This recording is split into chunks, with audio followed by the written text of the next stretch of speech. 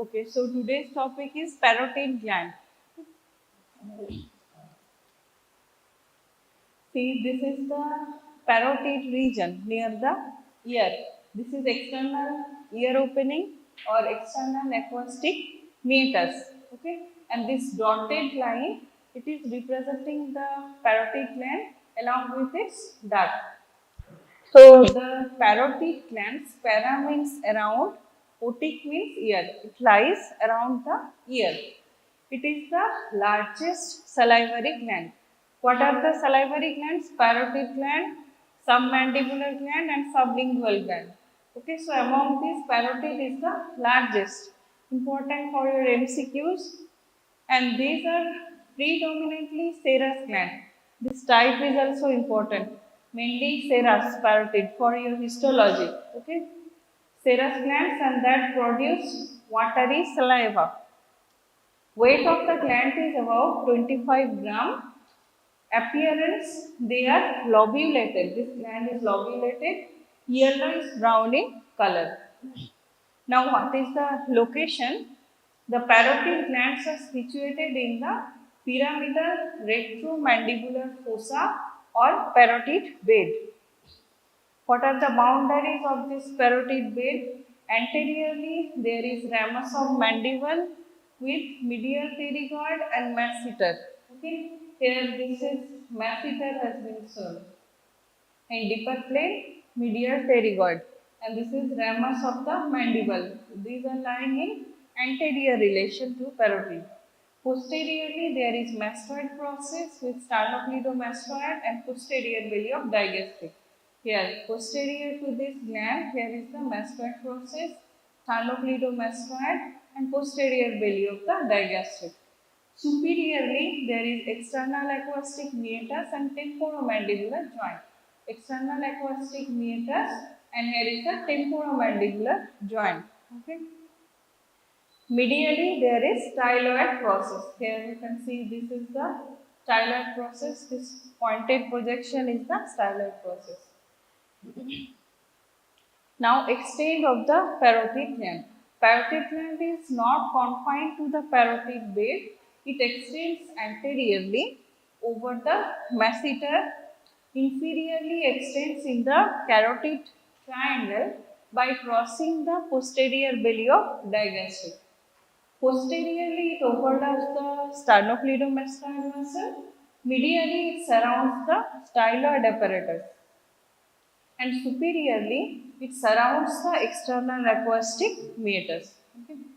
Accessory parotid gland. This is asked in your viva. Parotid gland, we have viscera of parotid gland. Today in dissection, we will see the viscera. Okay, viscera of parotid gland. During viscera, it is asked what is accessory parotid gland. Okay, it is a detached part of parotid gland that lies between the zygomatic arch and the parotid duct, and it drains into the main parotid duct. Now, capsules or coverings of the parotid gland. So, parotid gland has two capsules, true capsule and false capsule or parotid sheath. True capsule is derived from the condensation of fibrous stroma of the gland. False capsule or parotid sheath, it is derived from slitting of investing layer of deep cervical fossa. And the parotid sheath has two lamina, superficial lamina and deep lamina. Superficial lamina is thick, strong, unyielding. See here, this is the two lamina, superficial lamina, deep lamina. These are formed by investing layer of deep cervical fossa. Splitting of this fossa is forming these two lamina. Okay. See the above attachment. This superficial lamina is attached to the zygomatic arch, and this deep lamina is attached to the lower margin of external acoustic meatus or tympanic plate and styloid process. Okay. So, false capsule or parotid sheath is derived from splitting of investing layer of deep cervical fossa, and the parotid sheath has two lamina. Superficial lamina is thick, strong, unyielding and adherent to the glands, and superiorly it is attached to the inferior border of the zygomatic arch. Anteriorly, it blends with the epimysium of the masseter to form the parotid-masseteric fossa, covering both the parotid gland and the masseter muscle. Okay, it is very tough fossa. Okay, very difficult to dissect out. Now, deep lamina is thin, attached to the tympanic plate and stylohyoid process. And stylomandibular ligament is a thickened part of this deep lamina that extends from tip of styloid process to the angle of the mandible. So capsules are true capsule and false capsule. True capsule derived from condensation of the fibrous stroma. False capsule is derived from interesting layer of deep cervical fossa. It has superficial lamina and deep lamina.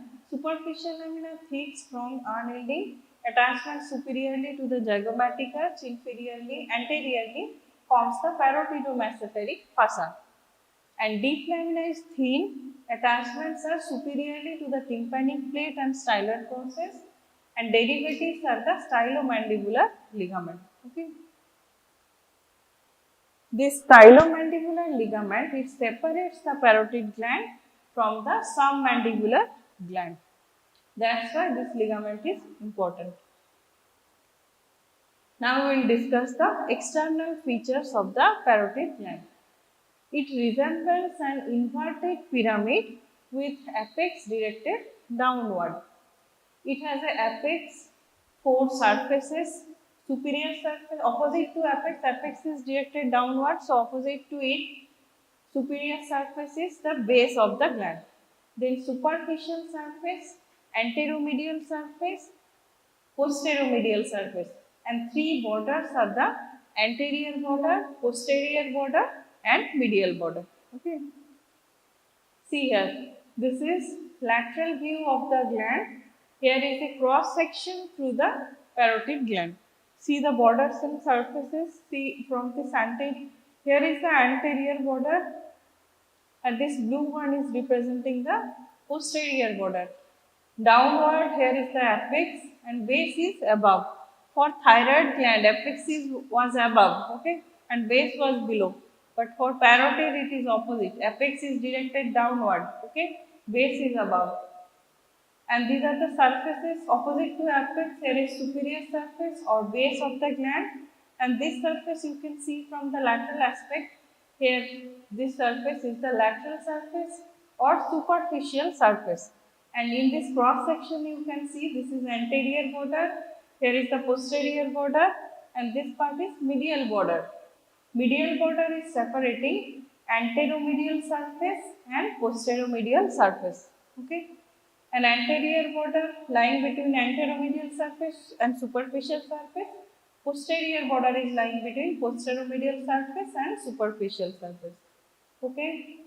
So these are the different borders and surfaces, and this parotid duct is coming out from this middle part of the anterior border. Okay. So these are the presenting parts. For viscera, you have to know all this. Apex is directed downward related to the posterior belly of digastric. Base is the superior surface. Its relations are external acoustic meatus, temporomandibular joint. Then superficial. Then we go to the surfaces. Three surfaces. Superficial surface relations are skin, superficial fossa with great auricular nerve. It is supplying the parotid area. Skin sensory supply of skin. Then platysma, superficial lamina of the parotid fossa. Next we go to anteromedial surface. Its relations are masseter, ramus of the mandible, medial pterygoid, temporomandibular joint, emerging branches of facial nerve and emerging maxillary artery. Next is posteromedial surface. Its relations are mastoid process, sternocleidomastoid muscle, posterior belly of digastric, styloid apparatus. What is styloid apparatus? These are the muscles and nerves related to the styloid process. Muscles, ligaments, and different nerves related to styloid process. and internal carotid artery, internal jugular vein, and last four cranial nerves. Borders are anterior, posterior, and medial. We have seen in previous picture. Now we discuss their parts and details. Okay. First is apex. It is directed downward, overlaps the posterior belly of digastric, and structures emerging through the apex are cervical branch of facial nerve, anterior and posterior divisions of the retromandibular vein. Next is superior surface or base.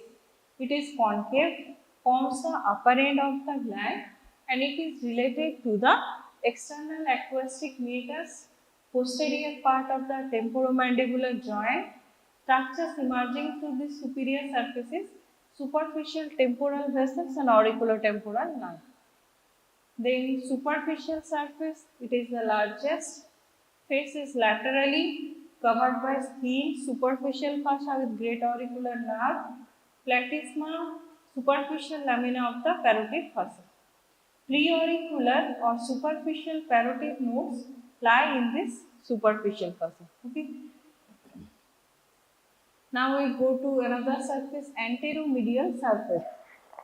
It is deeply grooved by the ramus of the mandible and it is related to these structures. Masseter, posterior border of the ramus of mandible, medial pterygoid, lateral aspect of temporomandibular joint, emerging branches of facial nerve and emerging maxillary artery.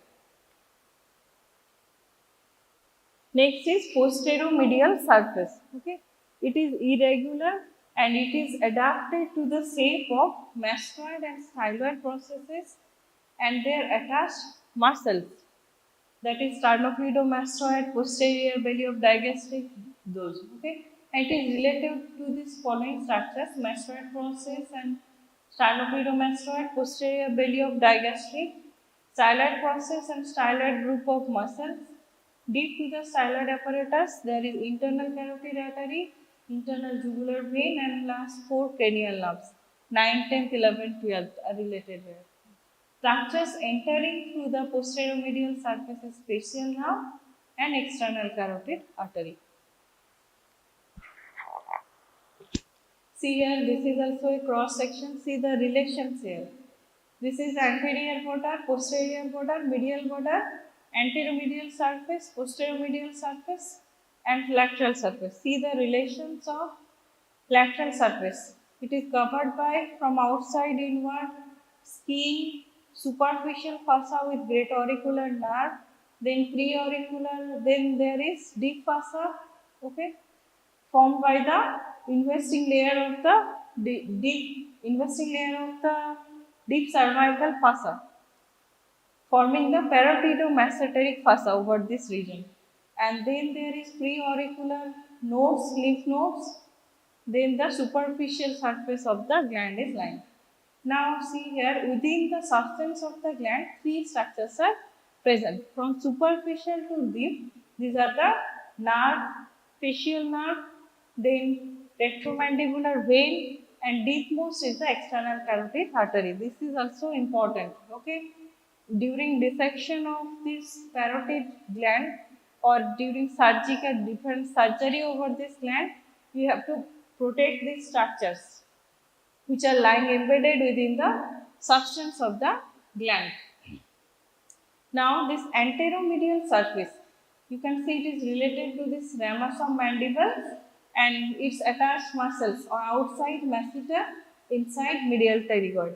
Okay, and this posteromedial surface here it is related to mastoid process and its two attached muscles, posterior belly of digastric, sternocleidomastoid, and here is the styloid apparatus, styloid process and its attached muscle, and these are the carotid sheath and its structures.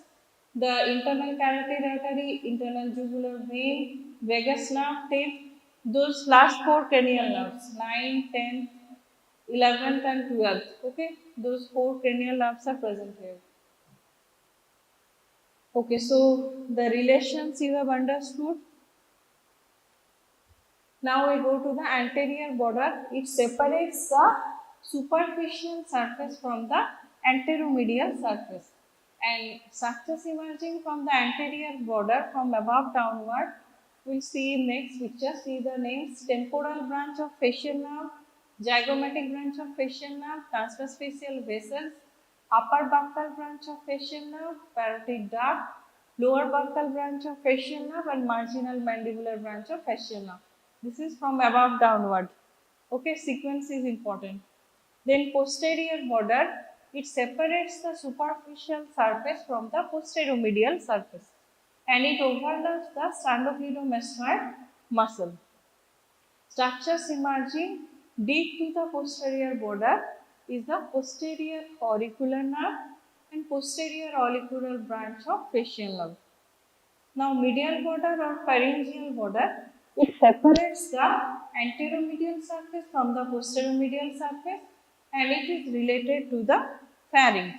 Okay.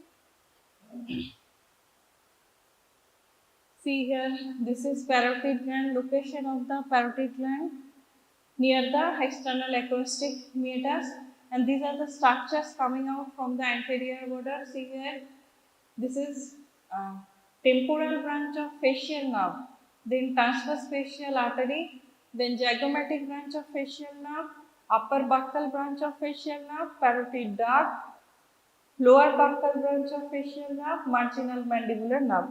These are coming out from anterior border.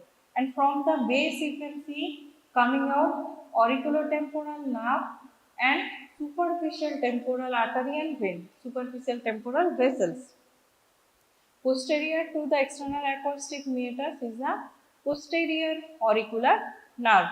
Okay. And here near the apex coming out cervical branch of the facial nerve and the two branches of the retromandibular vein. See here, posterior branch is joining this posterior auricular vein forming external jugular vein. And anterior branch is joining the facial vein to form common facial vein. Common facial vein is going to drain into internal jugular vein. Okay. So these are the structures coming out from different borders of the parotid gland. See, practice a diagram, schematic diagram like this. All those structures I have discussed.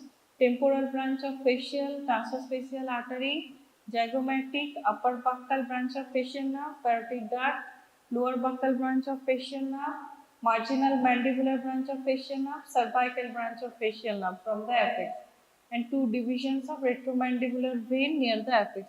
Near the base, auriculotemporal nerve and superficial temporal vessels. And posterior to the external acoustic meatus is the posterior auricular nerves and vessels. Okay, understood? So apex, so these are the structures emerging from the parotid gland. Apex, near the apex there is cervical branch of facial nerve, anterior and posterior division of retromandibular vein. From the base, superficial temporal vessels, auriculotemporal nerve. Posteromedial surface, facial nerve, external carotid artery, and anterior border, temporal branch of facial, zygomatic branch of facial nerve, transverse facial vessels, upper buccal branch of facial nerve, parotid duct, lower buccal branch of parotid facial nerve, marginal mandibular branch of facial nerve.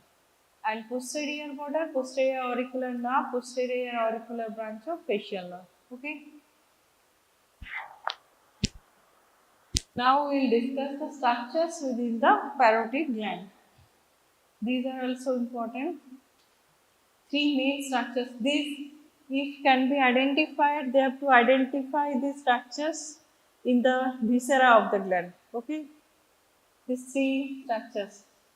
Three main structures are present within the parotid gland. From superficial to deep, they are facial nerve and its branches. Here you can see this is facial nerve. Within the substance, it is dividing into multiple branches. Then retromandibular vein. See here, this is retromandibular vein formed by joining of superficial temporal and transverse facial vein. Superficial temporal and maxillary vein, and this is tributary of this vein, transverse facial vein, dividing into anterior and posterior division. And their communication I have discussed. Anterior is joining with facial vein, posterior is joining with posterior auricular vein. Then deepmost is the external carotid artery. Here is the external carotid artery. It is giving its branches. Here is the posterior auricular artery. Here is two divisions, two terminal division, superficial temporal and maxillary. And from the superficial temporal artery coming out this transverse facial artery. Okay.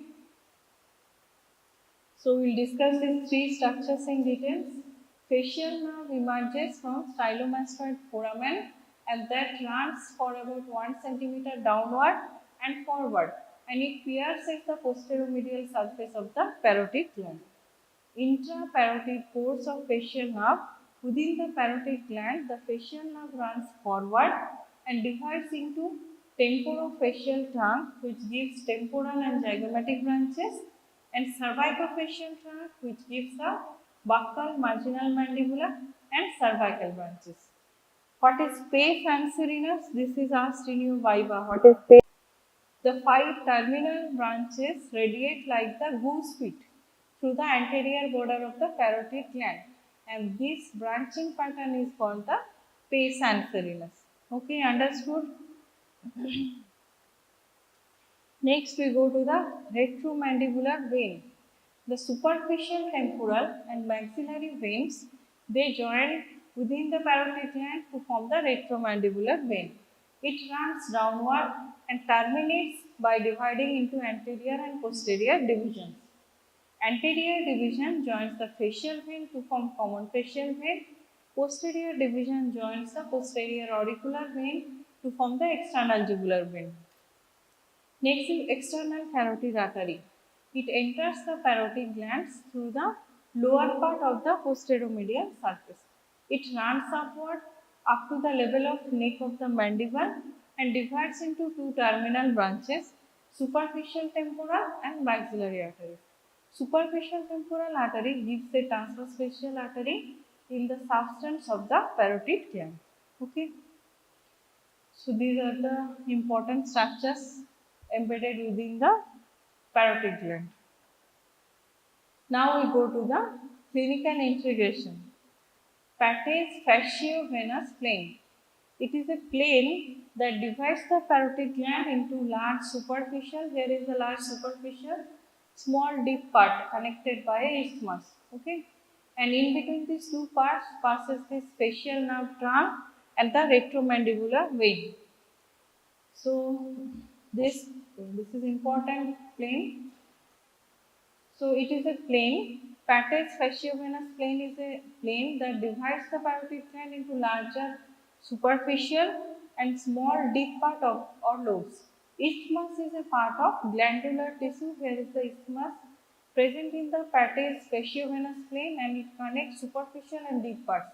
And this plane is traversed by facial nerve and its branches and retromandibular vein. In surgical removal of parotid gland, care should be taken along this plane. Okay, you have to be careful uh, because there is high chance of injury to this nerve and the vein, and if there is injury, there will be heavy bleeding or paralysis of the facial muscles if facial nerve is injured. Okay. So about 80% of salivary gland tumors occur in parotid gland, and mixed parotid tumor or pleomorphic adenoma occur in the superficial part of the parotid gland. Okay. Now we go to the parotid duct. This is asked in your viva. What structures are pierced by this parotid duct? Okay, and where it opens. These are very frequently asked questions during your viva. Where the parotid duct opens and structures pierced by this parotid duct. Also come in your OSCE question if you have to identify the parotid duct during face dissection. Okay. So parotid duct is a thick walled mucomuscular tube. Length is about 5 centimeter. Extent emerges from the anterior border of the parotid gland and opens into the mouth opposite the crown of upper second molar tooth. This is important. It opens in the mouth opposite the crown of upper second molar tooth. What is the course after emerging from parotid gland? See here, this is the parotid duct. After coming out from the gland, it is piercing the buccal pad of fat, then buccopharyngeal fascia, buccinator fascia, then mucus, oral mucosa. Okay. So after emerging from parotid gland, the duct runs forward on the masseter muscle. Here is the masseter muscle between the upper and lower buccal nerves, and then it runs medially along the anterior border of masseter and pierces these structures: buccal pad of fat, buccopharyngeal fascia, buccinator muscle, and oral mucosa. And before piercing the mucosa, the duct runs obliquely forward and opens into the vestibule of the mouth opposite the crown of upper second molar tooth. And this typical course of the duct prevents air entry into the duct during blowing of the mouth, as in trumpet blowers. Okay, this is also important. This oblique course is important to prevent entry of air into the duct. If air entry occurs in the duct, salivary secretion will not occur, because saliva from this parotid duct will come out through this duct only. Okay. So probing of the parotid duct is difficult due to its tortuous course, this oblique course. Palpation of parotid duct, it can be rolled up and down. Sometimes stone formation occurs in this duct. Okay, and that stone can be palpated over the masseter. So the parotid duct can be rolled up and down against the tense masseter on clenching the teeth. During clenching of teeth, you can feel the masseter over here. Okay, and the duct lies about 1 finger breadth below the zygomatic arch. Now, parotid scalography, it is a radiological visualization of the parotid duct and its tributaries by injecting radiopaque dye into the parotid duct through its oral opening to see any blockage is present. Okay. Calculi parotid duct may be blocked by a salivary calculi. If calculi is present, dye will not enter the gland. Okay. Now, parotid abscess, it can be drained with Hilton's method by giving a small horizontal incision to avoid injury to the branches of the facial nerve. Okay. Why horizontal incision is given? This is a one explain why question. The branches of the nerve is lying horizontally. Okay. So, if you give horizontal incision, if any nerve is damaged, only single nerve will be damaged. Okay. And if you give vertical incision, all the branches of the nerve will be damaged. So there will be more paralysis if you give vertical incision. That's why it comes as explained why during drainage of parotid abscess we give horizontal incision. Okay, there is less chance of injury to the branches of the facial nerve because the incision line is parallel to the nerves. So parotid duct is a thick-walled mucomuscular tube 5 cm in length, opens in the vestibule of mouth opposite the crown of upper second molar teeth. Structures paired by this duct is buccal pad of fat, buccopharyngeal fascia, buccinator muscle, oral mucosa.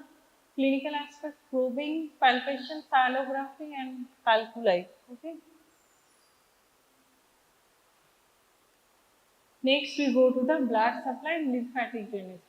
Blood supply is supplied by external carotid and superficial temporal arteries, and venous drainage, venous blood from the parotid gland enters the retromandibular vein and external jugular vein.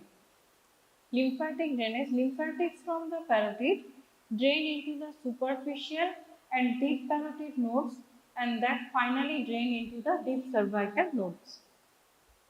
Now the nerve supply, it receives these following fibers. Nerve supply is very important. There is a clinical aspect regarding this nerve supply. Fraze syndrome. Okay. So parotid gland is getting these following fibers. Parasympathetic or secretomotor fibers is coming from inferior salivatory nucleus, and via the otic ganglion through the auriculotemporal nerve it is supplying the gland. Sympathetic fibers from T1 segment of spinal cord through a plexus around the external carotid artery. And sensory fibers is carried by auriculotemporal nerve and great auricular nerve. C2, C3 is the root valve. Great auricular nerve was branched from the cervical plexus. Now, how it is developed? It is ectodermal in origin. Parotid gland develops as an ectodermal furrow from the angle of primitive stomodium. Stomodium is the mouth, primitive mouth. It grows laterally between the mandibular and maxillary processes. These are developing, helps in development of face. Face এর development হয়েছে তোদের class? হয়নি? Okay. So canalization, this furrow gets canalized to form a duct, and this blind end of the duct undergoes multiple branching which later canalizes to form ducts and acini. And due to partial fission of maxillary and mandibular processes, the parotid duct opens into the vestibule of the mouth. Okay. So these are the nerve supply. Parasympathetic supply is secretomotor to the gland. It comes from the otic ganglion via the auriculotemporal nerve. Sympathetic supply, it is vasomotor and comes from T1 segment of spinal cord. Now sensory supply is carried by auriculotemporal nerve and great auricular nerve. Okay, so this pathway is also sometimes comes in your theory. So secretomotor pathway for parotid gland, it receives secretomotor or parasympathetic fiber as preganglionic fiber are coming from inferior salivatory nucleus of medulla oblongata. Then it passed through glossopharyngeal nerve, then through the tympanic branch which enters the middle ear to form tympanic plexus. And then the fibers from this plexus form the lesser petrosal nerve which enters and runs forward in the middle cranial fossa, and lesser petrosal nerve exits the cranial cavity through foramen ovale and relay in the otic ganglion. And postganglionic fibers start from this otic ganglion, supply the parotid gland through the auriculotemporal nerve. So this is the parasympathetic supply or secretomotor supply to the gland pathway. See here, from the inferior salivatory nucleus of the medulla, the parasympathetic supply is coming, then passing through glossopharyngeal nerve, then in the forming tympanic plexus in the middle ear, then via the lesser petrosal nerve, through the foramen ovale it is coming out from cranial cavity, relaying in otic ganglion and then supplying the gland. And here is the sympathetic supply is coming from T1 segment of spinal cord, passing through the spinal nerve, then relaying in the superior cervical sympathetic ganglion. From here, postganglionic neuron is starting, passing through the plexus around middle meningeal artery, then passing through the otic ganglion, passing via the auriculotemporal nerve and supplying this parotid gland. Okay, so this is course of this sympathetic supply. See here, sympathetic fibers for the parotid gland. Preganglionic fibers begin from lateral horn cells of T1 spinal segment, and these fibers pass through T1 spinal nerve to the thoracic sympathetic chain. Further, the fibers ascend in the cervical sympathetic chain and then relay in the superior cervical sympathetic ganglion. Then postganglionic fibers start in this ganglion. They begin from superior cervical sympathetic ganglia, form a plexus around the carotid arteries. They reach the parotid gland through a plexus around external carotid artery and the plexus around the middle meningeal branch of first part of maxillary artery. This parasympathetic stimulation produces watery secretion, whereas the sympathetic stimulation produces a thick, sticky secretion. Okay, the secretion varies according to the supply. Parasympathetic is causing watery secretion, sympathetic is causing thick, sticky secretion. Okay, these are important for MCQs. And this pathway also important for your solving MCQs. So these are the pathways. See here, this flow chart you remember. For parasympathetic, inferior salivatory nucleus, then glossopharyngeal nerve, then tympanic nerve, tympanic plexus, lesser petrosal nerve, otic ganglion, relay. Here relay is occurring. From here postganglionic fibers are starting from otic ganglion. It joins auriculotemporal nerve, reaching the parotid gland. Then sympathetic fibers, preganglionic fibers starting from lateral horn cells of T1 segment, then sympathetic chain, then relay in superior cervical sympathetic ganglion, then postganglionic fibers are starting. They are forming plexus around external carotid middle meningeal artery. Then fibers join the auriculotemporal nerve, reaches parotid gland. Sensory fibers are also passing through the auriculotemporal nerve. They are coming from the skin over the gland, passing through this nerve. Okay. Now, Frey syndrome, important clinical question. Okay. How it also known as auriculotemporal syndrome or Frey-Belanger syndrome and Dupuis syndrome. It is a rare neurological disorder resulting in gustatory sweating. Okay, when we eat food, generally salivary secretion occurs. But in this disease, Frey syndrome, when you eat food, sweating occurs over the parotid region because there is a cross connection among the nerves.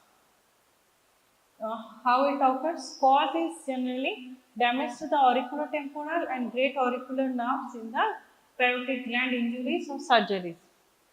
Anatomical basis of this Frey syndrome. These parasympathetic fibers, you know from the nerve supply, parasympathetic fibers of auriculotemporal nerve, they stimulate the parotid gland to enhance its secretion, and sympathetic fibers of the great auricular nerve, sweat glands, um, and the sympathetic fibers of the great auricular nerve, they supply the sweat glands in the facial skin.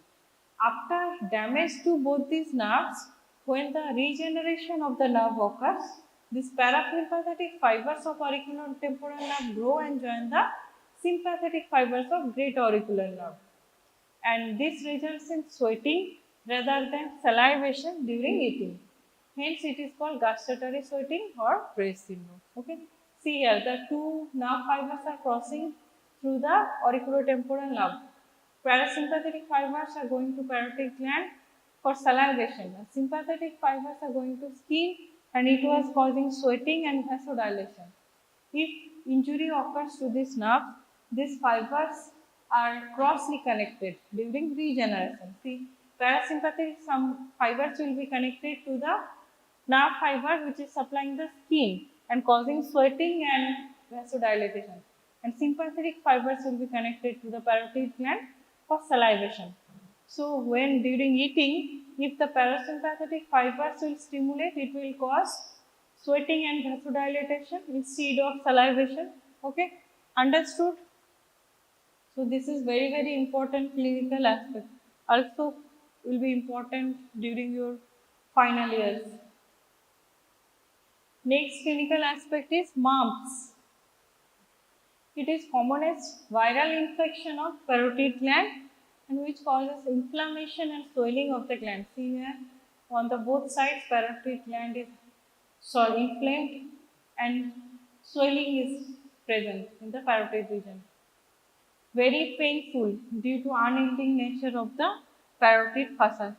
Generally occurs in children. Inflammation and swelling of the parotid gland, and parotid swelling is very painful due to unyielding nature of the parotid fossa. Okay, it is a tough fossa we have discussed, parotidomesenteric fossa, and irritation of the great auricular nerve occurs due to this swelling and inflammation. Okay, so this is also an important clinical aspect, mumps. Okay, that's all. Any queries? Okay, so for parotid gland, you remember the nerve supply very carefully. For viscera, you have to know the border, surfaces, and the three structures embedded within the parotid gland, and practice a schematic diagram, okay, of what are the structures coming out from different borders of the parotid gland, okay. R histology तो पूरा चीज salivary gland, it is a serous salivary gland. R different parts MCQ R OSP জন্য তো important ওই Parotid duct is important. It can come as a short note, also asked in your OSCE, Viva like this. Understood? Okay, that's all. So today's class is basically on CSF. So CSF examination, basically analysis of biochemical parameters, because this is the biochemistry class, and its interpretation. Basically, at the end of the class, you have to diagnose by seeing the report of CSF what type of meningitis it is. That is the basic objective of this class. The commonest indication of CSF examination is meningitis, encephalitis, mainly, and in other cases of the serious tumors or other serious infections. All will lead to almost invariably in all cases meningitis. And the meningitis are classified into three types mainly, regardless of its cause. Actual causative agent, that is, one is viral. There are so many viruses which can cause viral meningitis. Usually meningitis is associated with encephalitis also, because brain, these meninges are covering the brain. That with them, so some degree of encephalitis will be there. So meningoencephalitis is the common term. And another is bacteria. So there are many bacteria, out of which one will be infecting the brain, and there are some common bacteria which infect the brain anyway. Third one is tuberculosis. That you will be able to see at the end of this class. First and foremost, you can make a provisional diagnosis by seeing at the sample. If it is not possible, then you can simply look at biochemistry. There are two parameters which I will tell you, that is sugar and protein, that is glucose and protein. Just by looking at these two parameters, you will be able to diagnose without seeing the pathology report. If you have any doubt, or you can see the pathology report also, that is also diagnostic. And if you want to corroborate, then pathology and biochemistry both can be corroborated, and you can make a very spot diagnosis. And that at the end of the class you will see. Since you have not been, this CSF cerebrospinal fluid topic has not been covered either in anatomy or in physiology. I will tell you briefly about the CSF formation, how it circulates. You note some of the salient points which will be useful. This will be of significance throughout the rest of your life, and you will be required to advise for CSF examination. So what is CSF? Last one. Can you tell this is a SGD, you just interact freely. Otherwise, if you don't interact, there is no purpose of having an SGD. This will be just like as good as a lecture class. So this is a small group discussion. You make some mistakes, I am there to rectify, but do speak. What is cerebrospinal fluid? Bolo? This is present in cerebrum, not in the spinal cord. Cerebrospinal fluid. So that is basically means there is a fluid which covers the cerebrum. Cerebrum means not only cerebrum, cerebellum is also there. So brain is there and also spinal cord. Cerebrospinal fluid, cerebro means cerebrum, the entire brain, and spinal. So that fluid is, one fluid is there, just like our blood. Blood is circulating through the vessels. Okay, exclusively within the vessels, both arteries and then capillaries and through veins and then the heart.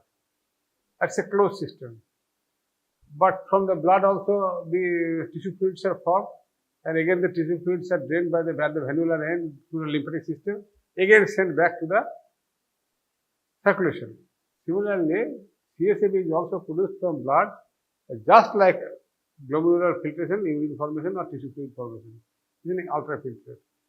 So there is a fluid which covers the brain as well as the spinal cord. So that is a cerebrospinal fluid. So where it is present in the brain? Now categorically, just note down, it is present in the subarachnoid space. Note down this space. CSF is present in the subarachnoid space. Of course, also in the ventricle system, there are two lateral ventricles, one third ventricle, one fourth ventricle. There are cisterns also, there are sulci, and the spinal canal. Within the spinal cord, there is a spinal canal. That canal is also filled up by cerebrospinal fluid, and on the outside, this is present within the subarachnoid space. This ventricular system means all these four ventricles. And it is produced, where from the CSF is produced? CSF is produced by the choroid plexus. The ependymal lining is there overlying the choroid plexus, from where this CSF is produced. This choroid plexus is just like somewhat glomerulus. From that CSF is produced, since the two lateral ventricles are bigger in size, the maximum amount of CSF is produced by the lateral ventricle and also by the fourth ventricle and third ventricle and fourth ventricle. So daily secretion is about 750 ml, but the total volume of CSF in an adult is about 150 ml. So that means there is circulation. 750 is produced, 150 is present. That means just minus, so 500 ml is getting recirculated. So the CSF is almost replaced about 5 to 6 hours. The rate of production is about 0.3 to 0.4 ml per minute. That means about 20 ml per hour. CSF flow, as I told you, how does it flow? Over the surface of the brain. I will tell you briefly in detail how, and down the length of the spinal cord in the subarachnoid space. So this is the thing which you will read, and you might be asked to depict anatomically what is the ventricular system. See, there are two lateral ventricles.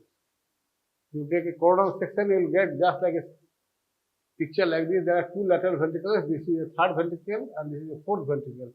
You see tough capillaries are there. These are called choroid plexus, from where this CSF is produced. From these two lateral ventricles, there is an opening called foramen Monro. Through foramen Monro, it comes to third ventricle. From third ventricle, it comes to the fourth ventricle via aqueduct of Sylvius. As it goes into the fourth ventricle, from fourth ventricle there are three openings, two lateral and one medial. I will be telling in detail. From there, it basically circulates in the subarachnoid space, and one part goes down the spinal canal. You put a picture like this. So there are two lateral ventricles. These are connected from where this is coming to the foramen Monro. This is the third ventricle. The third ventricle is here, fourth ventricle is here. That down the line, it is coming out. This is the subarachnoid space. And you will get a picture like this also. So this part will be covered in detail in your anatomy. And if you read it, it will take only half an hour time maximum to understand the entire thing. So that is CSF circulation. This part now you concentrate on this thing. Everything is important. See, there are two lateral ventricles from where, remember, from lateral ventricles there is only one opening, that is called foramen Monro. From this foramen Monro, it comes to the third ventricle. From the third ventricle through the cerebral aqueduct or aqueduct of Sylvius, it comes to fourth ventricle. And in from the fourth ventricle, there are three openings. One is foramen Magendie, that is in the median aperture. Remember, M for median, L for lateral. Lasca, foramen of Lasca is on either side. Foramen Magendie is on the central part. You note down here, passing from the foramen Magendie, it results in a spinal subarachnoid space. And from the foramen of Lasca, it is to the cerebrum. It moves upwards. And from the foramen Magendie, it moves posteriorly and downwards. Then the spinal canal is there.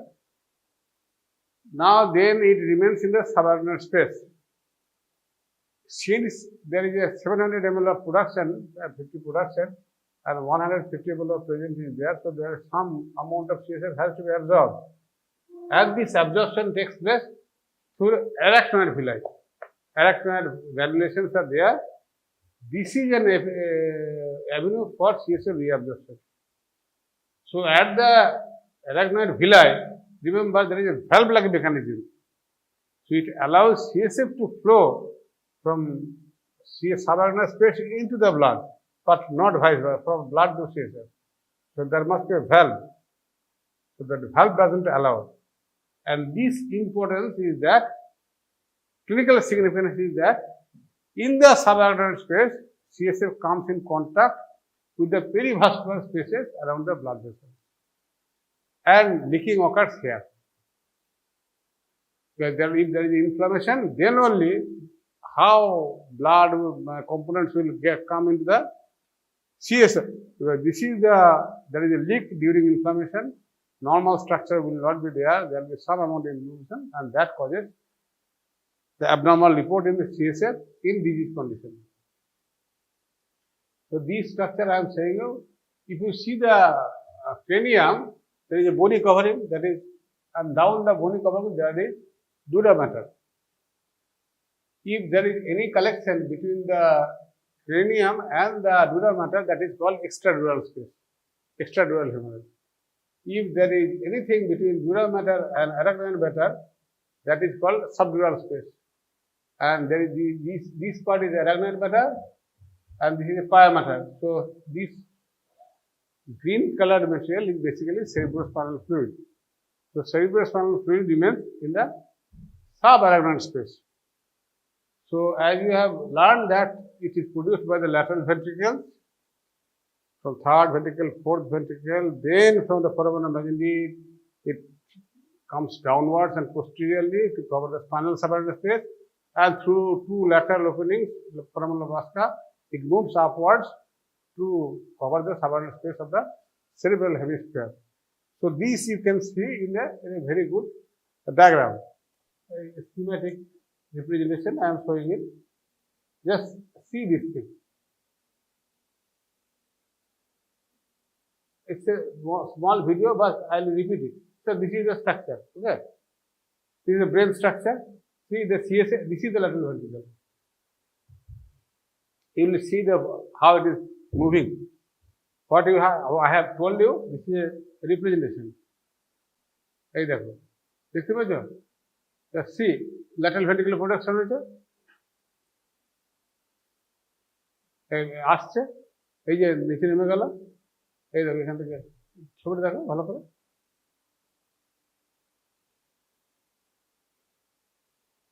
এই দেখো এদিক দিয়ে ঠিক আছে, বুঝতে পেরেছো ব্যাপারটা? দেখা যাচ্ছে? আরেকবার দেখাচ্ছি।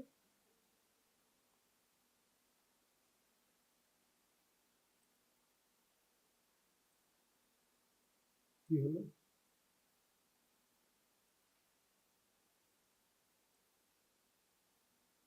ভালো করে দেখো, দেখাও, এটা দেখলে আর ভুলবে না কখনো।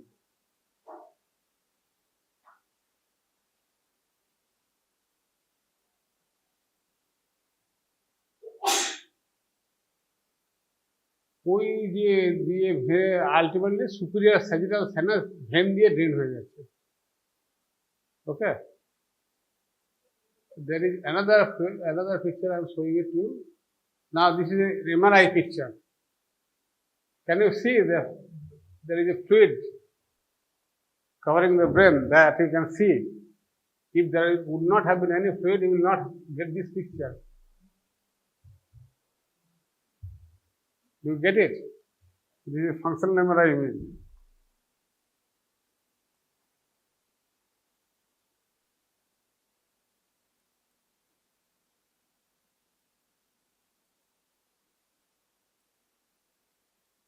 এই ভলিউমটা লেখো। CSF total volume is at a given point of time is about 125 to 150. There will be some variations in the individual. And in the cranial subarachnoid space, that is the maximum amount. This area wise, this area brain is maximally covered, so 100 ml is present there. And spinal subarachnoid space only 25 ml. Remember, CSF has to be collected from the spinal subarachnoid space. Lateral ventricle, as I told you, maximum amount is produced because this hollow size is bigger compared to the third ventricle and fourth ventricle. You can see the volume is about 2 to 3 ml. So these functions you must remember. These 5 points you write down. If CSF would not have been there, then the feeling of the brain would not have been like this. It would not have been so much lighter. You would have a heavy feeling, number one. Number two, it is remaining within the fluid. So it is maintaining some amount of buoyancy. So that is very important. So it is making it light. So there is maintenance of buoyancy, and most important function is protection from injury. If there would not have been a CSF, if there would have been a head injury, it would have hit directly either in this side and on the contralateral side also. But since there is a fluid, the moment there is a head injury, fluid simply jerks out. There is no injury is not allowed to hit the brain directly. So protection from injury, and this does occur during infancy, so that the volume of the CSF is higher during infancy. It is about 3 to 4 ml, and then it decreases as the child grows, and finally to adult life. You can see, child is supposed to suffer from some amount of head injury. So if the CSF volume is not more, obviously the chance of head injury will be very high, and it will be causing permanent neurological damage. Second, third is prevention of brain ischemia. So it decreases the intracranial pressure, because see, if there is any block, in the outflow, or if there is any increased formation, obviously CSF will be formed in a much higher amount. So that will exert a pressure. So that will allow ischemia to occur. And if you have, by chance, if any patient develops a high intracranial pressure due to CSF outflow, that happens during meningitis, patients suffer from severe headache. The more the block, the more the headache. Homeostatic regulation, there is cerebral autoregulation. Everywhere in the body there is autoregulation. So there must be a cerebral autoregulation of blood flow, otherwise a huge amount of blood will come, it will not go. So when we are standing up, due to gravity would have come down, so brain would not have got the adequate amount of blood. Every blood would have been pulled out to the leg side. So that doesn't happen. Similarly, when we lie down flat, the blood would have been simply trickled down through gravity towards the brain. Even if we keep the head down and legs up, still the cerebral blood flow level is maintained well. The entire blood doesn't go into the brain. শীর্ষাসন বলে, যে বাংলা যাকে বলে শীর্ষাসন, পা দুটো তুলে দিলাম উপরে, মাথার নিচে রয়ে গেল। And third one, another is removal of waste product. So there is lymphatic system for removing waste product. So this is called a glymphatic system, G-L-Y-M-P-H-A-T-I-C. The glymphatic system you will see in the anatomy, read in the anatomy. Now coming actual to the biochemistry part. Now you note down here, what is the difference between plasma and CSF? CSF is an ultrafiltrate. An ultrafiltrate basically is a filtration through a semi-permeable membrane by which the colloidal materials are prevented from going out of the circulation. Only the solvent and the small solutes are allowed to pass. So proteins are larger in size. That's why the amount of protein, you see here it is 7 gram. 7 gram means 7,000 milligrams. But here you see it is present in the only milligram concentration. 1,000 times almost less. nearly, if you not 1000 times, see this is 7, this is 45 or 15. See in the, if you see the composition in different areas, so there is some amount of difference in composition, lumbar region, ventricular region, cisternal region, but we usually collect CSF from lumbar region, that's why that is the reference point. So you can see the protein concentration is abruptly low because of the ultrafiltration. Similarly, albumin. Albumin is also a high molecular weight protein. Of course, among the protein, albumin is somewhat lower molecular weight, that is 67 to 80,000, 68,000. So it is present in, here you see this 3.6 gram. But in contrast, it is present in very less amount. That you must remember. Only magnesium and chloride is present in slightly higher concentration in CSF. Clinically, from a biochemical point of view, you see here another important point I have written, uric acid.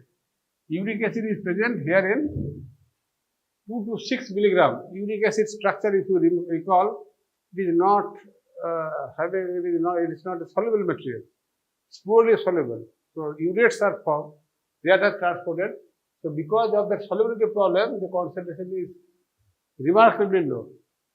So by looking at times, what happens, nasal from the, if you read the moment you read this CSF, you will see the cribriform plate of the ethmoid through which nasal mucous membrane comes in contact. And if there is any leak, usually CSF trickles down the nose and a sample is sent where to differentiate whether it is a CSF or whether it is a nasal fluid. So if you know this difference between the composition between the two, then only you will be able to diagnose.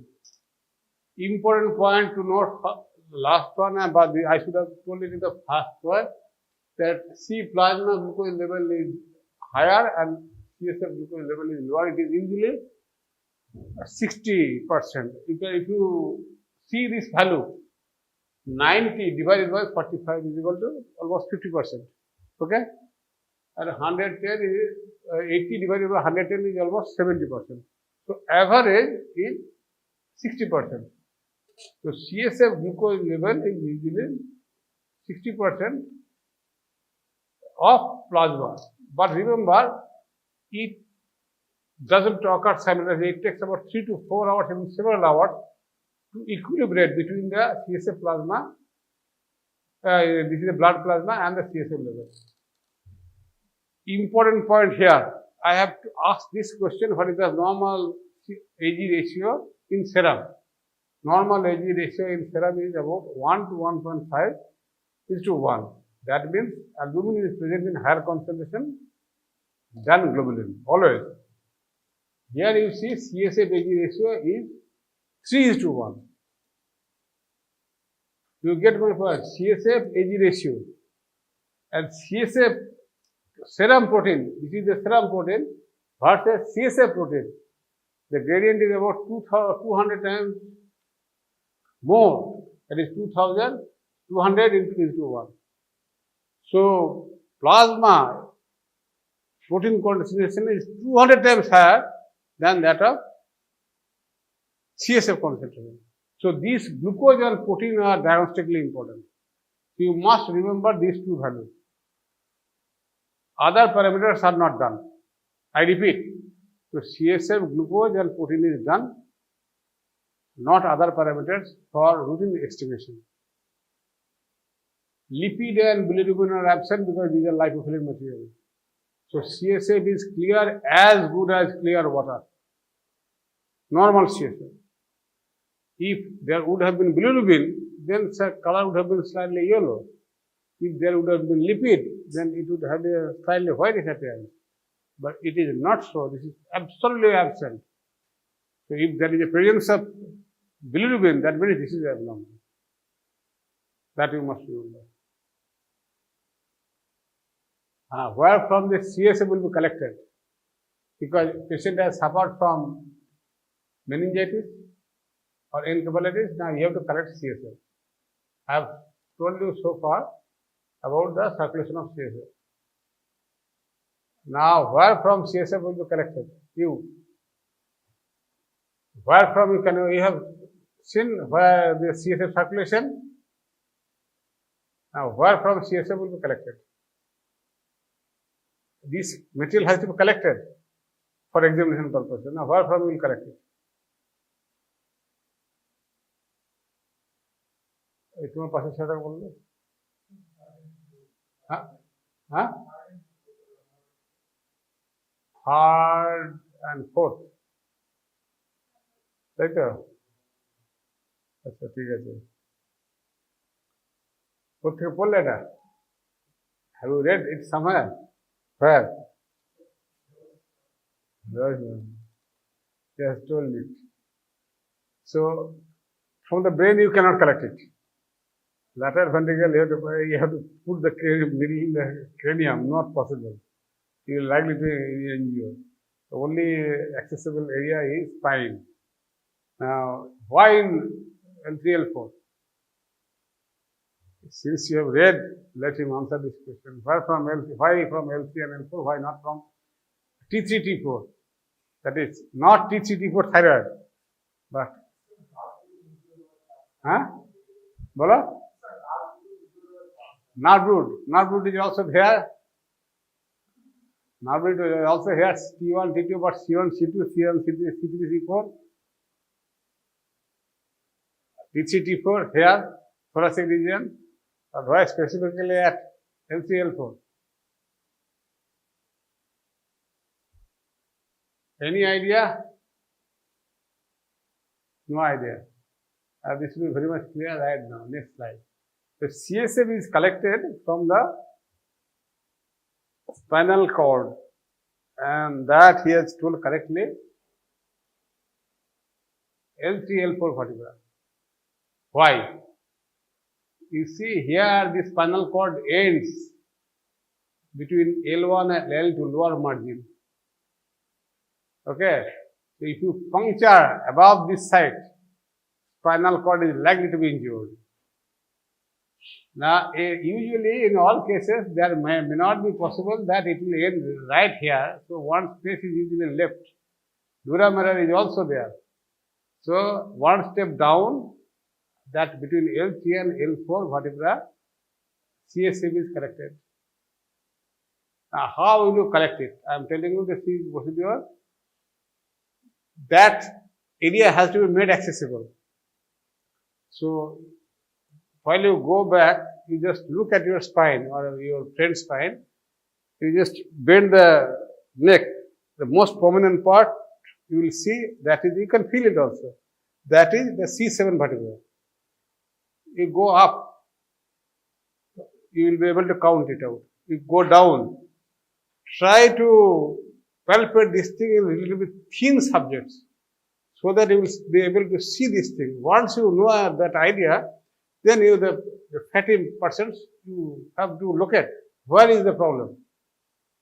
That if you trace the spinous process, then you will be able to know. These you have to palpate, honestly speaking. That spinous process has to be palpated. Now you allow the person to sit down on the side of the bed. Make the spine curve. In the meningitis, there is usually severe pain. Then it is very difficult to bend the patient because spinal nerves are already inflamed. You ask the patient to keep this head end to the flexed end of the knee. So there will be some amount of convexity of the spinal cord, and that will widen the gap. Normally, if you see the spinous processes, these are like this. If you stretch it, suppose this spinous process is like this, it will make a quite curve. If you make a convex, then this area will be increased. So needle can be passed through. That is a basic purpose.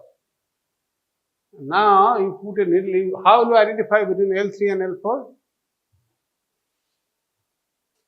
How will you identify the L3 and L4? Because in all cases it will not be possible. If you, from here C7 you have to go down, and there is a high possibility. Sacrum, yes. From sacrum can you diagnose? Will you be able to do that? sacrum, all the parts are almost connected. You just try on yourself or your mother or your any sisters are there. You try. You try whether from sacrum. She has also told there is a one approach from the down. See, this is what is required. So you just try from sacrum. No problem. You want. This is how medical research takes place. Somebody has to think something else. Somebody has thought he has invented. You can thought in a different way, and you can make a altogether a different protocol. And that is what is desired from a medical practitioner. You add something. From the sacrum, it is usually difficult because if you see the sacrum, almost this vertebra cannot be separated. They are all joined together. And if you look at the spinous process, this will not be that easy. And if you calculate from here, it will be very difficult. From C7, there is C12, and then from L1, L2, L3, L4 vertebrae, isn't it? So there is a high chance that there will be some amount of error. This is not an anatomy class, but still I am telling you. In kidney position. Kidney position, how will you assess kidney? So that you know anatomically, but in a human being, how will you identify? Suppose here you have to do the LP of her. She is your colleague, she got admitted with a meningitis, and you want to do an LP or vice versa. You have to identify. The ultrasonologist will not be there.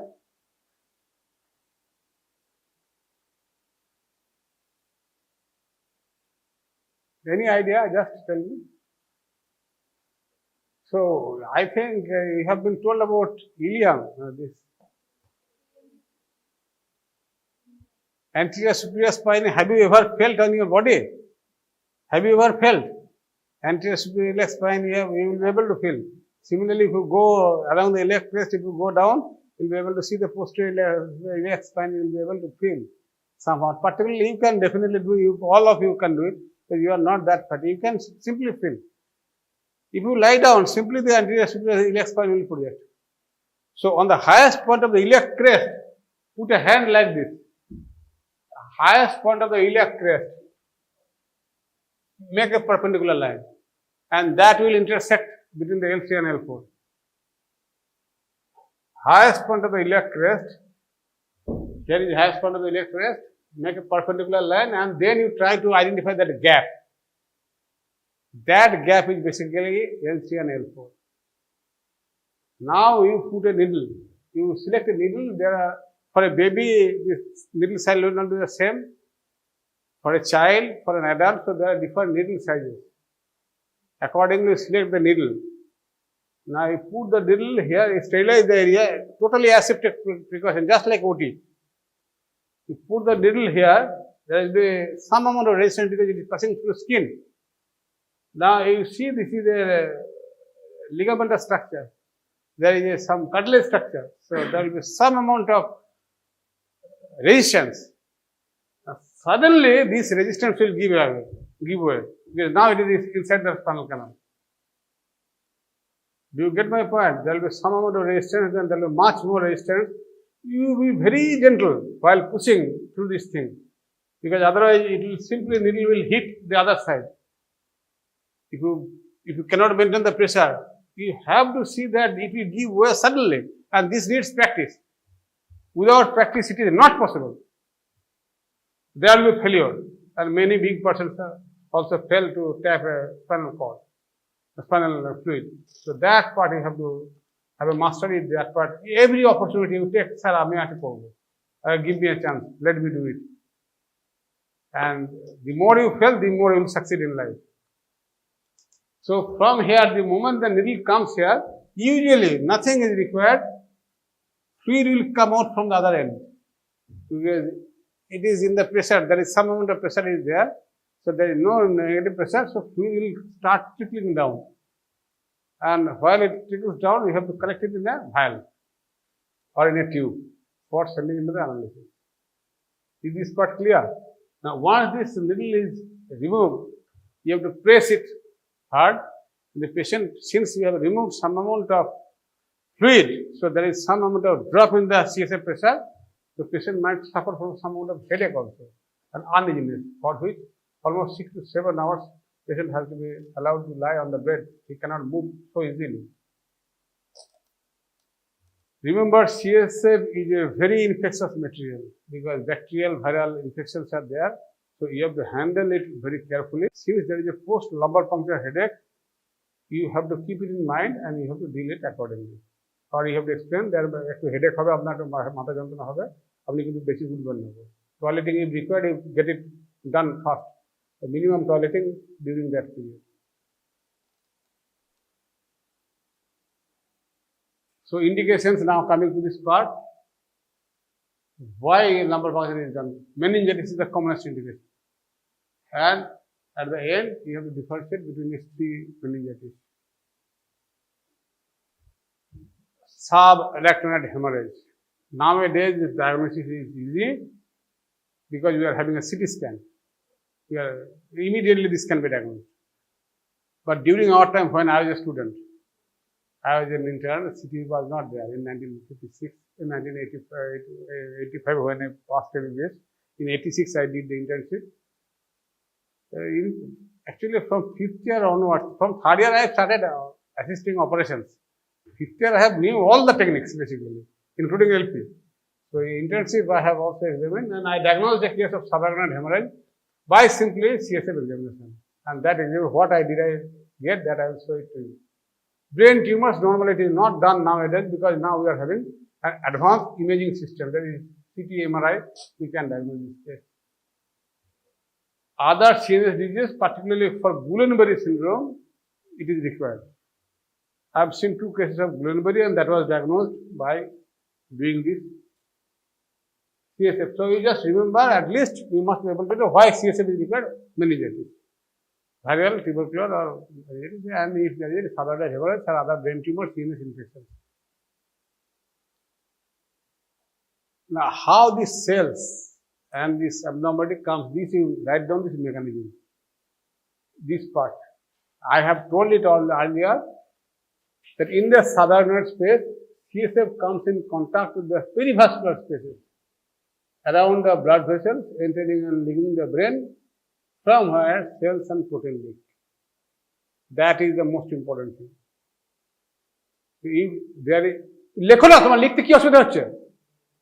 এই আমার irritation লাগা তোমাদের প্রথম দিনে ক্লাসে বলে যে phone লিখবে না, ফোনে ছবি তুলবে না, লেখো না, আমি তো দাঁড়িয়ে রয়েছে, সবাই লিখছে, পরীক্ষার খাতাতে তোমার ছবিটা আসবে না, না লেখো, তাহলে খানিকটা মুখস্থ হয়ে যাবে, পড়াও হয়ে যাবে। যেখানে বুঝতে পারছো না আমাকে জিজ্ঞেস করো, simply ask me a question. This is a small group discussion. So in the perivascular spaces, that area undergo inflammation, particularly during meningitis, and cells and protein leak, and these are diagnostic criteria, cells and protein. And if there is an obstruction in the outflow, that is tumor. See, the brain is a very small structure, and that structure, that cerebral aqueduct, foramen of Monroe, very small opening. See, if there is any tumor or any neoplasm, cyst tumor, anything else, it will compress that particular area. So there will be some amount of obstruction. So that will cause an hydrocephalus if it is in a child, but in adult it causes severe intracranial pressure and other neurological conditions. See, one is albumin, just like blood, it is present in the, it is the predominant fraction, and the ratio is 3:1 as I told you earlier. Globulin levels will be also increased if there is increased permeability, and fibrinogen molecular weight is still higher. So when the permeability is increased very much, then only this fibrinogen level will appear, and that is found in tubercular meningitis. And that causes clot formation and coagulum formation. Is this part clear? Everybody has written? Okay. Now, see, once you have put this needle inside, you have to collect in 3 different tubes. One is biochemical, and that vial will go to the glucose and protein only. And cytological, cell count and cell type. Third one is bacteriological, because you have to identify the bacteria to select that antibiotic. what proper antibiotic will give so that this meningitis can be cured. So in these 3 tubes, these samples are collected and it is usually 2 ml in each. So 6 ml of CSF will be collected normally. So that there is out of 150 ml, 6 ml CSF is there, and brain is very sensitive. Some patient might experience also headache. And by mistake also you can put some amount of extra also. That is possible, and why and when you will see right now.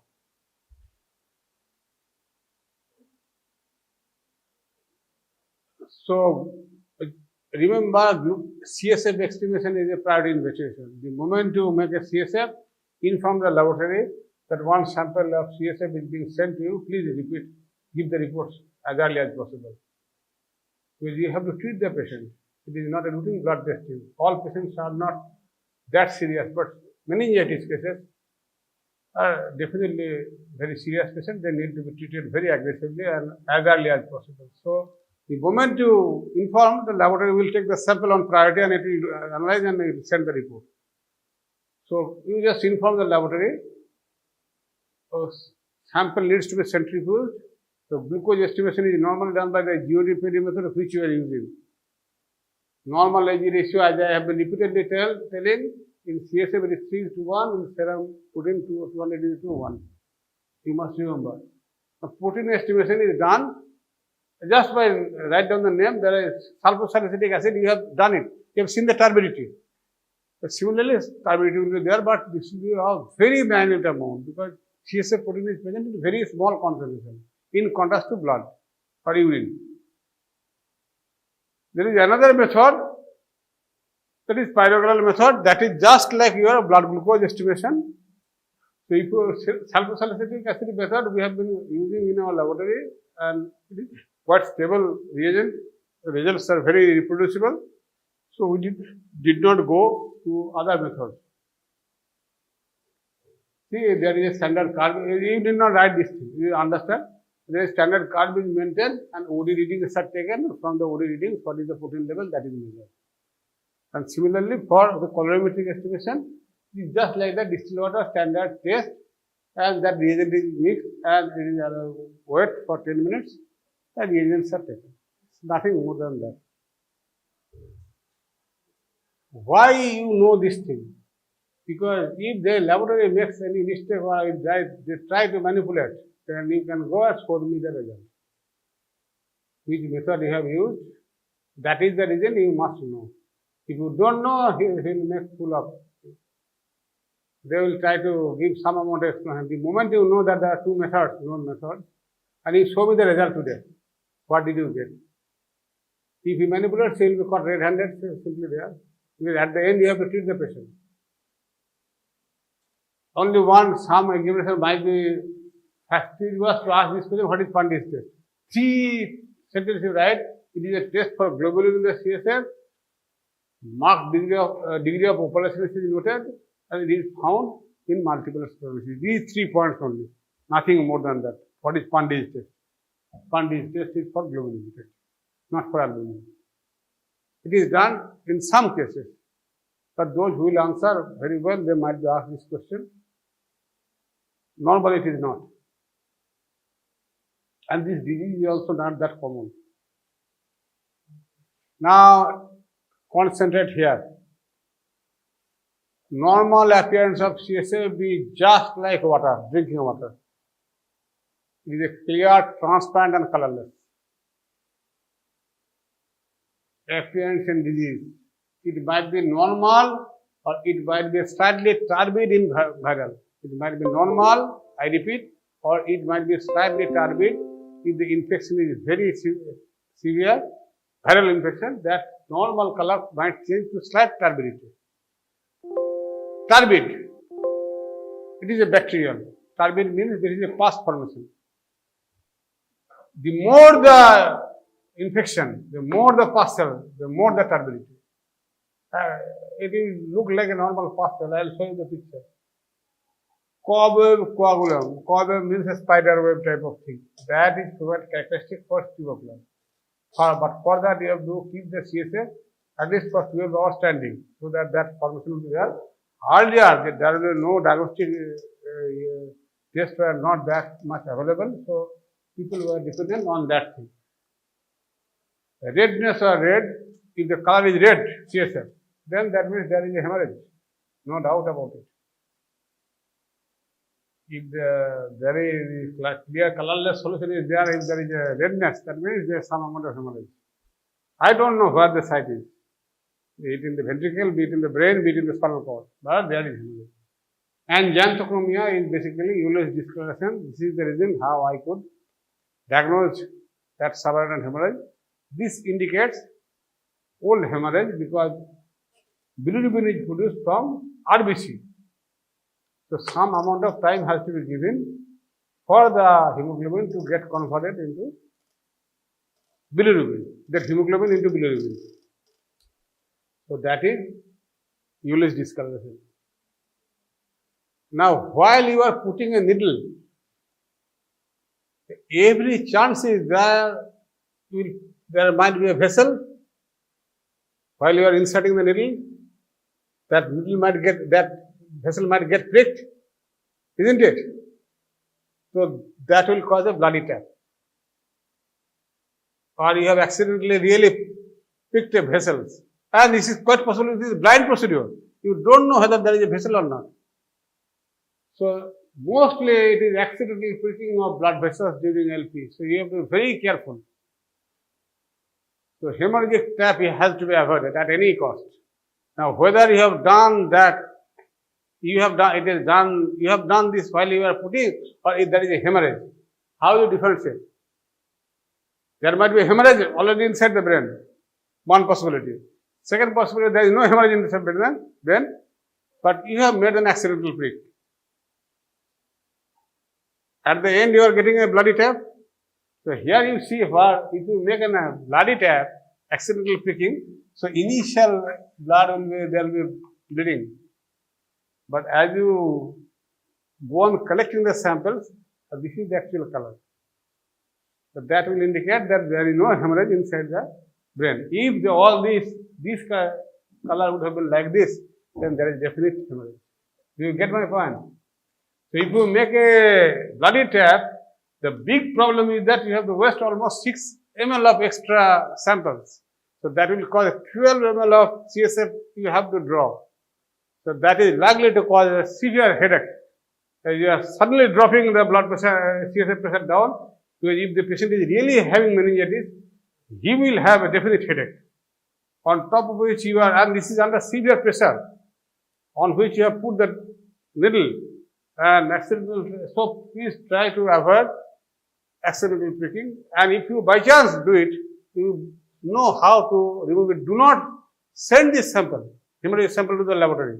They will give blood, and you will be really in trouble. You will not be able to diagnose the case. So there is no hemorrhage at all. Now you can see the color here. See, there is some Euler's discoloration. That is xanthochromia. This is hemorrhage. If you allow to settle it down, blood will centrifuge just like centrifugation. So do not, if you committed a mistake, admit it. That is the best thing. So hemorrhage can be cerebral, it can be subarachnoid, it can be anywhere in the brain. Xanthochromia. Subarachnoid hemorrhage, as I have told you, the source of bilirubin is basically heme. So RBC lysis in the CSF, that will lead to heme and it will convert them to bilirubin. So wait for at least 12 hours because some amount of time has to be given. So normal color will be like this and xanthochromia will be like this, depending on the degree of hemolysis. It can be slightly yellowish, so even it can be deep yellow if there is too much hemorrhage. So by the appearance, you will be able to diagnose. There is no need to investigate anything. If there is any bleeding, obviously high protein will be there because there is leakage of protein. Protein has come, this blood cells have come, so high amount of protein will be there. A Froehn syndrome is characterized by 3 things, that is xanthochromia, high protein and marked coagulation. This is one term, albuminous cytological dissociation. Normally, if there is a leak in the CSF, there will be some amount of protein leakage and cell leakage also. and it will be proportionate. If there is disproportionate rise in the protein compared to the cell, that is called albuminous-cytological deficiency. And that is quite diagnostic of Guillain-Barré syndrome. So elevated CSF protein পাওয়া যাচ্ছে অনেক বেশি, but relative absence of CSF leukocytosis. CSF পাওয়া যাচ্ছে না, CSF সেলগুলো আসেনি. Normally when there is inflammation, some cells will also come during inflammation. But in this case, that will not be proportionate. So that is called albuminous-cytological deficiency. So in the acute phase of Guillain-Barré syndrome, there is elevation of CSF protein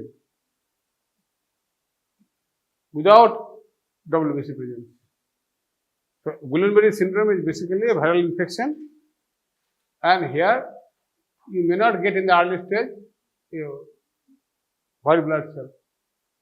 Viral meningitis, as I told you, normal color will be colorless, or it can be slightly turbid because if the infection is severe, more.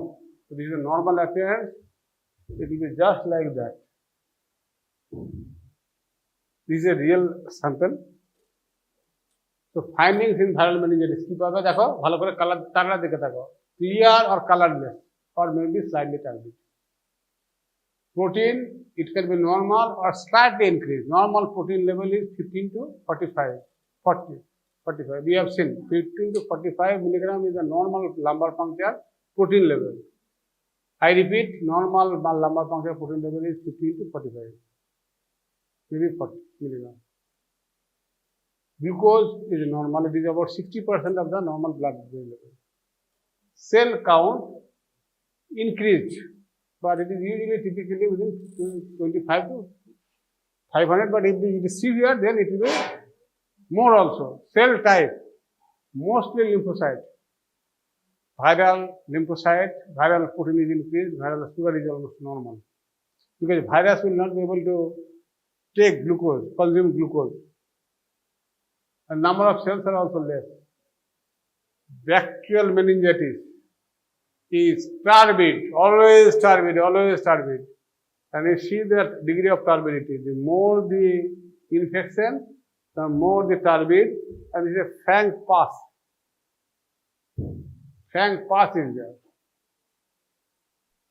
So bacterial meningitis is always turbid, and the turbidity is dependent, directly proportional to the degree of infection. And what is this? These are basically dead RBCs, dead WBCs. Plus bacteria is present, that is basically causing turbidity. So findings in bacterial meningitis, the appearance will be opalescent or turbid. Protein is increased markedly because there is marked inflammation, so protein will be more than 45 always. It cannot be normal. Glucose will be decreased severely. Why? Because bacteria will consume glucose. That RBC, that polymorphonuclear leukocytes will come to control the infection. So they will come, they will try to consume glucose. So glucose concentration is already very low, and the glucose level will be very low, and it can be zero also. If there is a frank pass, practically you will not get any glucose level. So zero blood, so CSF glucose is acceptable, and I am seen. Usually laboratory doesn't want to give zero. But if you have having any diet, if you have seen the past in the CSF, go to the laboratory, show me the result. The result is usually zero. And cell count, because more polymorphonuclear, because these are basically leukocytes, they will try to control the infection. That is the reason why polymorphonuclear leukocytes are present and these neutrophils are present maximum amount. There is more than 80%. Coagulation may clot on standing. I told you CSF glucose is almost 60%. So if the level is less than 0.6%, it is almost indicative of bacterial meningitis. And as I told you earlier, that it takes about 30 minutes to several hours to calibrate, because if I take blood sample right now from my blood and CSF also, this 60% will not be there. It will indicate 4 hours before what was my blood glucose level. Do you get my point? Suppose right now it is 11 o'clock, 12 o'clock. So what was my blood glucose level at about 8 o'clock or 9 o'clock? That blood glucose, 60% of which will be present in the blood. And what is now, right now, my blood glucose level, it will be available. CSF will calibrate almost 3 to 4 hours after that. That you must remember that there is the tubercular meningitis, the characteristic feature is problem. This is, can you see the network here? This is network. It's spider-like network. So what is the appearance? CSF will be clear, and this is marked protein increase. There is a severe increase in the inflammation. Cell count will be about usually less than 500. Huh? হ্যাঁ তো আমি just চলে এসছি এন্ডে চলে এসছি এবার তোমাদের বলতে হবে তুমি এখন কটা বাজছে ঠিক আছে আমি দেখে দিচ্ছি যে সে যে চলে যেতে পারো আমার কোনো অসুবিধা নেই class is almost over this is last time and now class cell type is basically 500 cell type will be lymphocyte and coagulation will be coagulation. Okay, now coming to the actual exercise, you have to diagnose this case and you will be able to diagnose. Normally CSF 35 maximum 45 করে থাকে এইটা viral একটু বাড়বে bacteria বেড়ে যাবে অনেক বেশি tuberculosis কিন্তু অনেক বেশি বাড়বে গ্লুকোজ লেভেলটা এরকম থাকে এটা নর্মাল থাকতে পারে ব্যাকটেরিয়া অনেক কমে যাবে টিউবারকুলোসিস অনেক কমে যাবে সেল কাউন্টটা দেখে নাও সেল টাইপটা দেখলে এগুলো তো আমরা একই জিনিস বারবার বলছি এইবারে এই চারজনা মিলে বসে বসে বলো এই ডায়াগনোসিস কি করবে সবাই মিলে বলো small group this 4%. These are the you are really interested. Let them go to the class. Out of class doesn't matter. Now, what is the diagnosis? But just by see you at the report, I told you this is the basic objective of today's class. Tell something, and there will be a small group discussion around 4 students only. Others who are not interested, they have left. I don't mind. Bacterial bolo to, ki bolo? বলো বলো কি diagnosis বলো আর এখন আর ডিসকাশনের মধ্যে নাও diagnosis বলতে হবে just like তোমার ওই যে কেস দিয়েছিল পরীক্ষার সময় তো what is the diagnosis professional diagnosis meningitis তো বডি মেনিঞ্জাইটিস সবাই প্রথমে কোনটা দেখবে যখন পাংচার করলে তখন কি দেখবে তখনই ডায়াগনোসিস করা যাবে না আর বাকি কিছু দেখার দরকার আছে বলো বাকি কিছু দেখার দরকার আছে আদৌ এটাই আমার ফার্স্ট পয়েন্ট ছিল This is what I am trying to teach you. You will be able to diagnose. Puncture করে দেখতে পাচ্ছ সামনে সাদা টার্বিড হয়ে গেছে আর কোনো সেকেন্ড কোনো কিছু কথাবার্তা বলারই দরকার নেই কিন্তু ডিগ্রি অফ মার্কেটলি সি দ্য স্টাইলি হোয়াইটিস আছে ডাউট লেগে যেতে পারে একটা ব্যাকটেরিয়াল আছে প্রথমে তারপর তুমি তাকিয়ে দেখো প্রোটিনের লেভেলটা 170 আছে গ্লুকোজটা ড্রপ করেছে 10-এ ঠিক আছে স্লাইডলি বলে যদি বেশি টার্বিড থাকতো তাহলে কিন্তু হোয়াইটিস আছে দেখো অ্যাপিয়ারেন্সটা দেখো হোয়াইটিস লেখা আছে হোয়াইটিস মানে বেসিক্যালি এটা ডেড লিকোসাইট সেই জন্য হোয়াইটিস করা আছে টার্বিডিটি করা কিন্তু নাই ডেলিভারি লেভেল করে নিয়েছে হোয়াইটিস অ্যাপিয়ারেন্সটা সেল কাউন্টের দিকে তাকিয়ে দেখো এগুলো পরে দেখবে প্রথমে ওইখানে দেখি তুমি প্রথমে ফিজিক্যাল অ্যাপিয়ারেন্স দেখি তুমি ডায়াগনোসিস করে দেবে ঠিক আছে দেখো তুমি দেখো সেল কাউন্টটা দেখো টাইপটা দেখো কেন কোন টাইপের সেল বেড়েছে কেন বেড়েছে নিউট্রোফিল বলো কেন লিম্ফোসাইটে বাড়তে পারতো মনে রাখবে সবসময় ব্যাকটেরিয়াল যদি ইনফেকশন হয় তখন নিউট্রোফিল কাউন্টটা বেড়ে যাবে যদি ইমিউনোলজিক্যাল হয় ভাইরাল হয় তখনই লিম্ফোসাইট বাড়ে ব্যাকটেরিয়াল হলে পলিমরফো নিউক্লিওসাইড যখনই কোনো কিছু পেশেন্টের পাবে for any disease you always think this is bacterial contamination. If it is a lymphocyte, think viral or tuberculosis or something else. It is usually less likely that there is a bacterial infection. So even in the blood report also, if you see the leukocyte count is very high, and out of the leukocyte count on the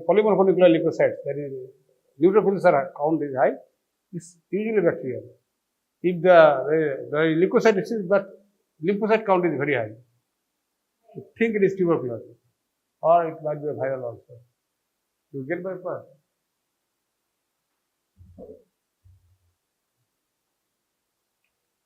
এইটা বলো।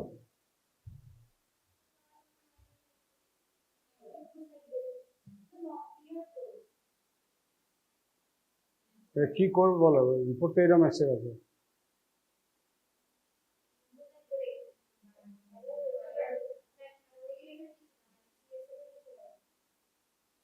বলো, তুমি বলো। Viral তোমার viral fever, fever তোমার viral fever তো জন্য তোমার হয় না, ভাইরাল ফিভারের জন্য তো সিএসএফ অ্যানালিসিস করবো না। তুমি বলো। ভাইরাল, ভাইরাল, ভাইরাল ফিভারে কি পয়েন্ট আছে বল দেখি, ভাইরাল ফিভারে কি পয়েন্ট আছে, ভাইরালের ফিভারে কি কি কি পয়েন্ট আছে, একটা পয়েন্টও ঠিক থাকতে হবে তো, একটা পয়েন্টে তোমাকে পেতে হবে তো, কোনো একটা সিঙ্গেল পয়েন্ট বার করে তুমি ভাইরালের ফিভারে আছে। লিম্ফোসাইট কোথায় বেড়েছে, আর টোটাল কাউন্টে কত আছে দেখলে, হয়েছে। তুমি তাকে হাইটটা দেখবে, তারপরে যার টোটাল কোলেস্ট্রলটা মনে করো কম আছে, তার এলডিএল এইচডিএল দেখার কিছু লাভ নাই কিছু। টোটাল কোলেস্ট্রল বাড়লে তবে এইচডিএল এলডিএল এর রেশিও দেখবে তুমি। এই মনে করো তোমার আমার হাইট কোনো 5 ফুট 6 ইঞ্চি, যে লোকটা হাইটই 3 ফুট হয়ে আছে, তার হাতের বাম নিয়ে আর করবেটা কি, already dwarf.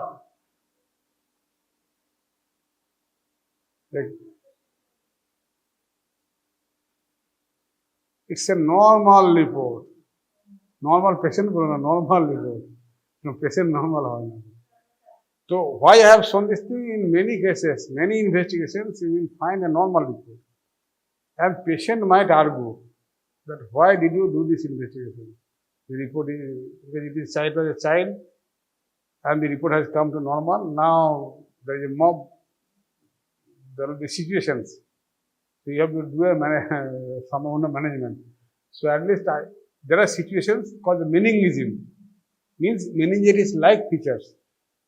But this was not a meningitis, you were in doubt.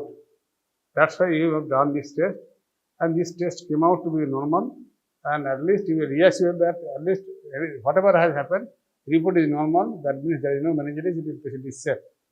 I thought of something meningitis, but it did not happen. When somebody argues with a normal report, why you have done this test? At least this part I wanted to see that whether this part is normal or not. So during meningism, meningitis-like features occurs, but the CSA report will come out to be normal. So that is not meningism I report, but not meningitis.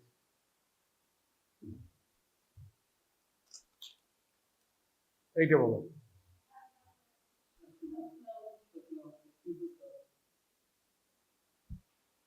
বলো। আচ্ছা, কবে উপকরণ করতে গেলে কতক্ষণ সময় লাগবে, কতক্ষণ সময় লাগবে কবে উপকরণ ফর্মেশন করতে গেলে?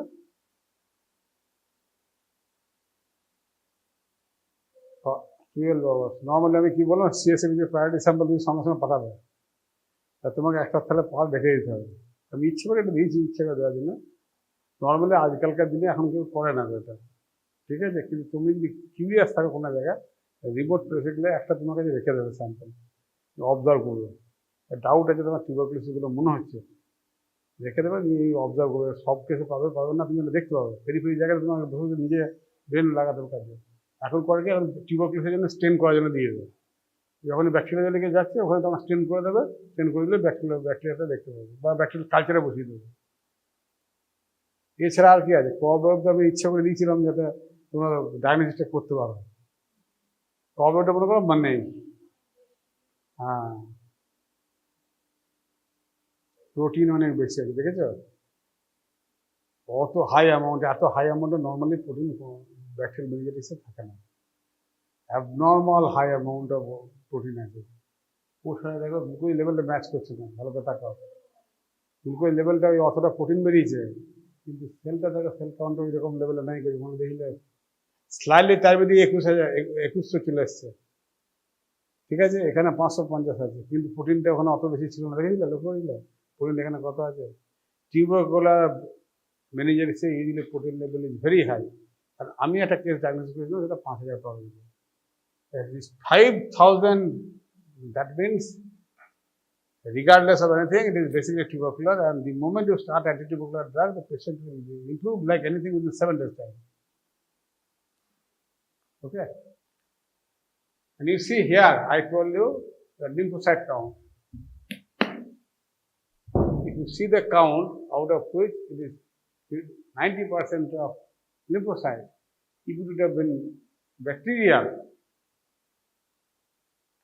bacterial possible, but then it would have been polymorphonuclear, and the sugar level would not have been like this, and the protein level, compared to the protein level, sugar level would not have been that high.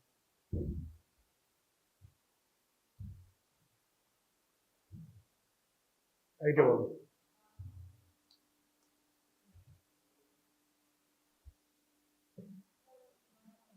Normal, ঠিক।